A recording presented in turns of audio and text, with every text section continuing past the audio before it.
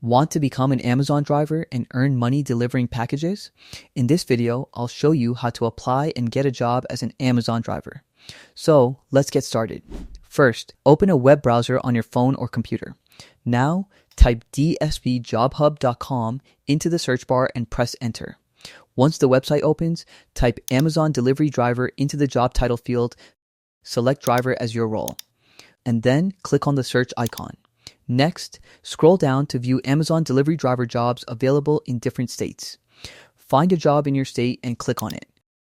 Now, review the job details and click the Apply Now button. This will open the application form. Here, enter your personal information, including your name, email address, city, and phone number. Next, upload your resume. After filling out all the required details, click the Next button. Now, answer the preliminary questions. Check the required boxes and click the Submit button.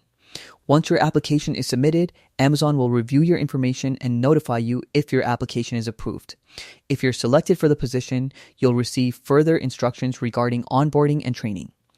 And that's it.